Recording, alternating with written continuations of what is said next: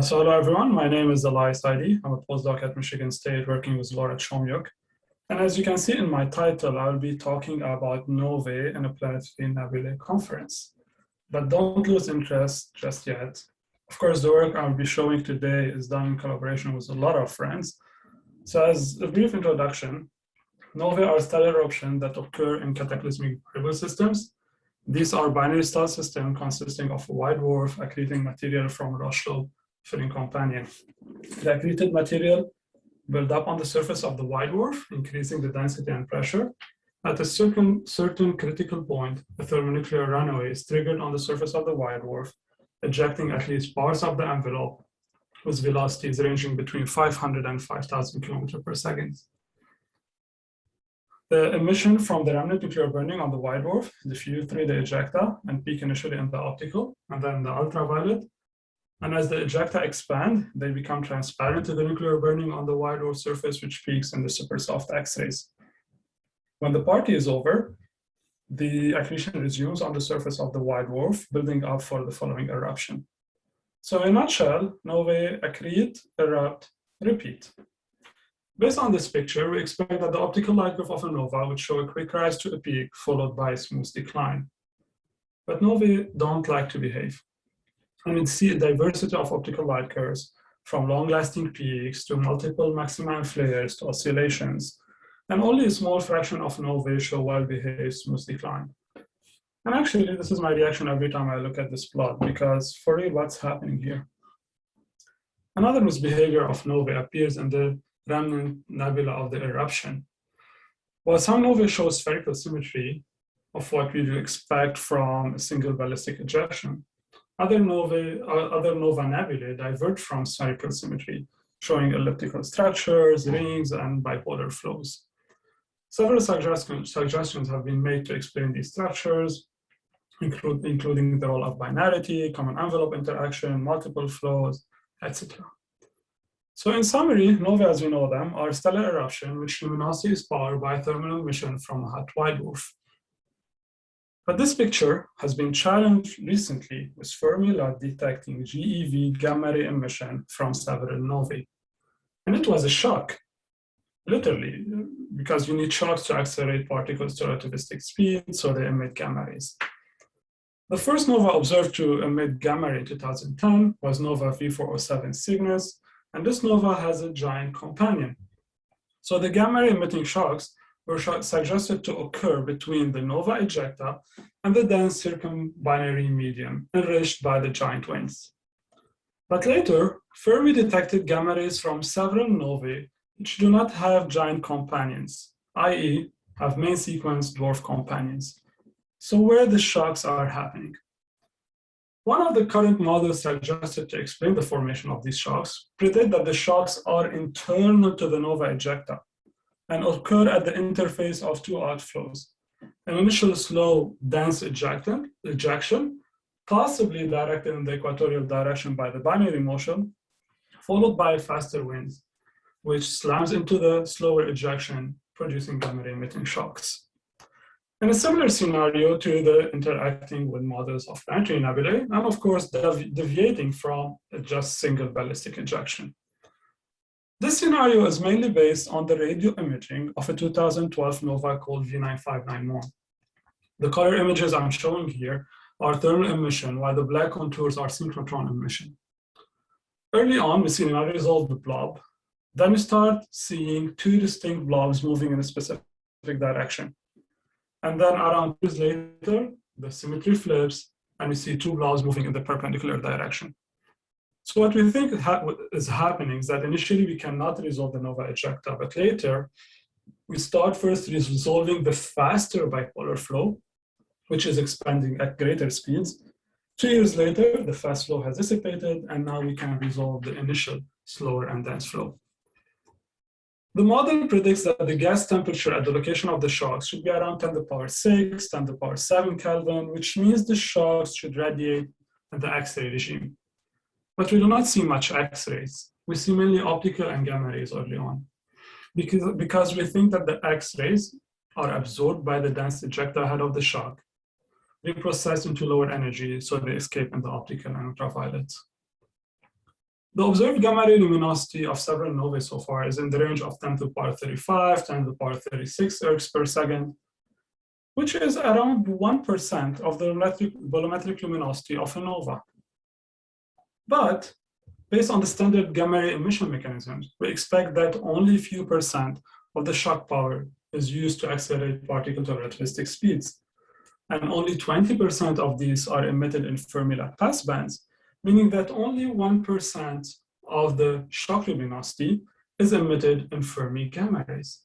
This means that if the shocks are indeed radiative, we can assume that they could probably power a substantial fraction of the volumetric luminosity of a nova, in addition to the thermal emission from the white dwarf, potentially explaining some of the features that we see in nova light curves.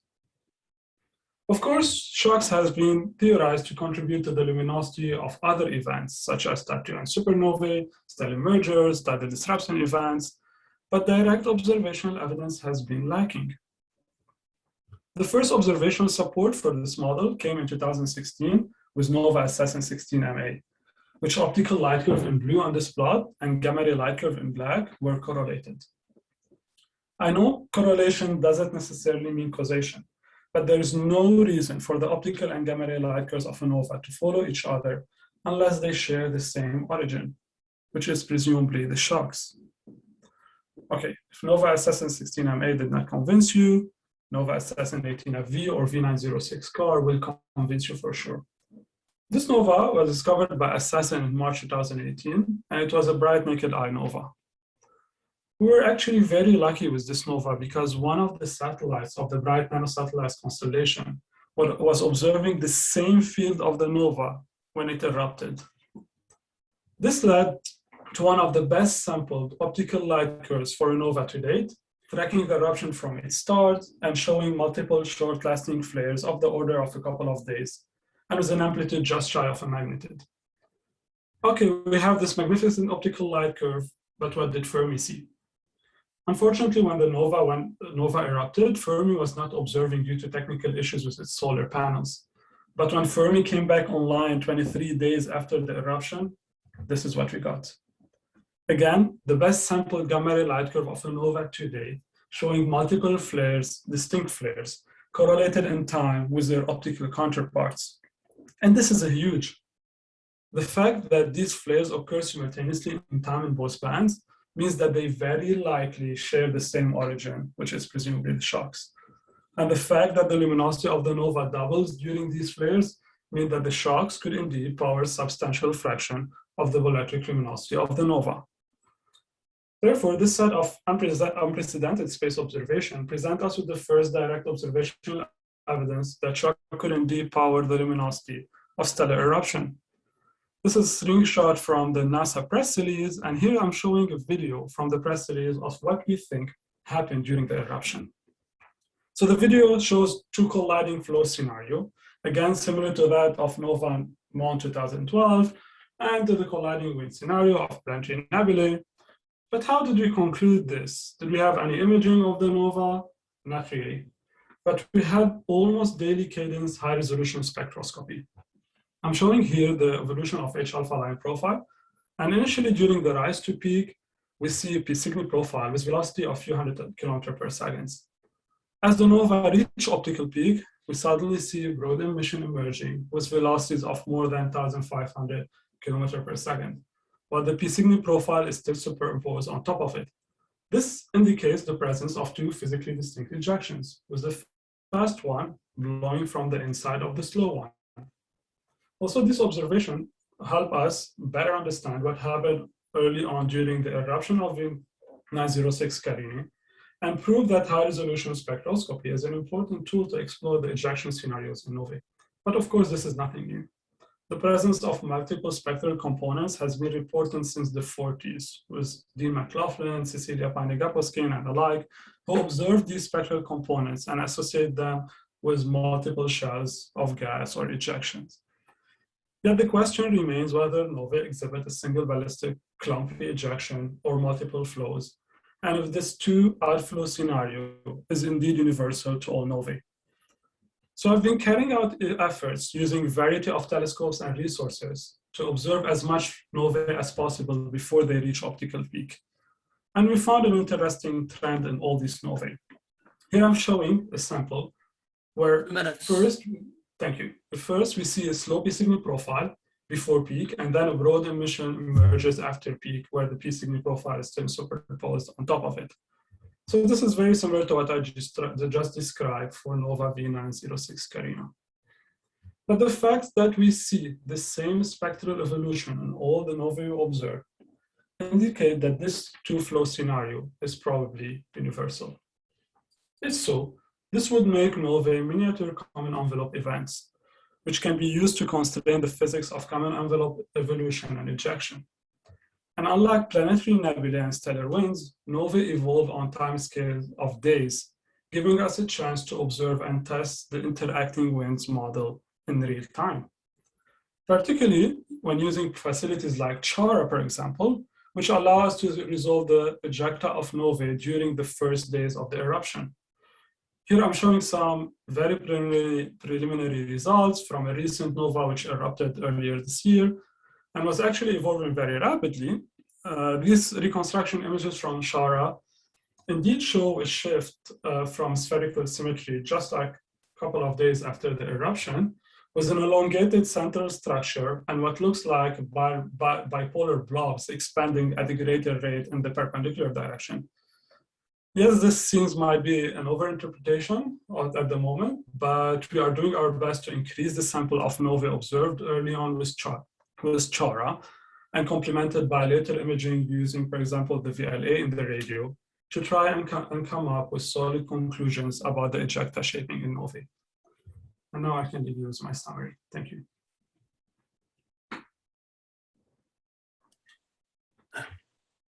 This is beautiful work. I could comment that my first spectroscopy teacher was Dean McLaughlin. Boy, would he have been excited to see these results. Were you at the University of Michigan? Excuse me, what? Were you at the University of Michigan? Yes, I was a student at the University of Michigan. Okay. Yeah. Now, so let's have some questions. Noah, go ahead. Yes. Can you go back to the collision? What is the scale? Because this movie to press release, the scale is all universe always. So, which where are the collision happening? Where are the collision happening? Yeah. Is that okay? We think that they are at the interface between these two outflows. So we have maybe a slower, dense outflow first going in the equatorial direction. And then we have this bipolar wind, which should go probably in all direction, but because it is collimated in the equatorial plane, it would go more freely in the bipolar direction, and the shocks would be at the interface between these two outflows. But so how do you form like this dense material is through the evolution before the eruption, mass transfer goes also with mass loss? I'll give you the honest answer. We really don't know. It could be that initially we have an ejection of material with like slower velocities that like close or maybe a little bit higher than the escape velocity from the white dwarf.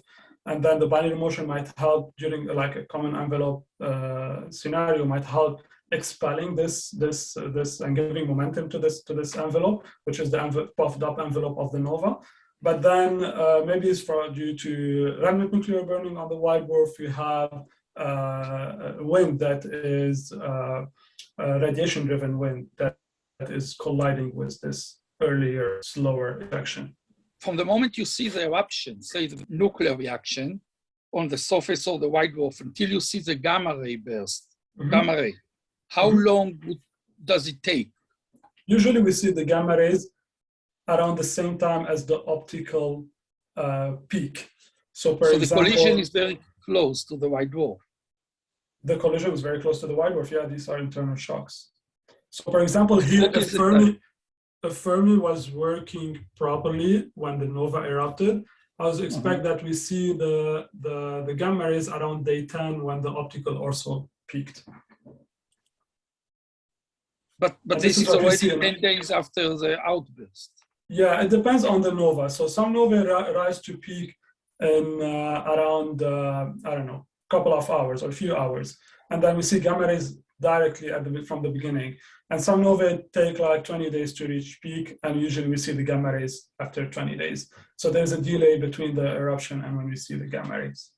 And that's why we think that there's some interaction that is happening later. And one other thing about this particular spectral evolution is that we always see in all novae, we always see this faster emission emerging at peak, at optical peak, because we think, and also around the gamma ray emission, because we think that the interaction between this flow, the slow flow and fast flow is what first leading to the gamma ray emission, and also driving the optical peak, driving the optical emission if the shocks are indeed radiative, as we are suggesting. Jesus, I think Jesus has a question. Yes. Let me put on my Noam Soccer hat and ask you about jets on this on these subjects. We recently, last year, published a paper on the first magnetized jet of a nova system. And we see clearly that although the nova is elongated towards one direction, the jet is perpendicular to this.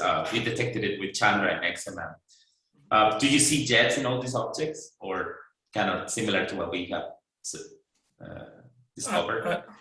I don't think in non-magnetic CV system that have novae, we have a lot of evidence for jets.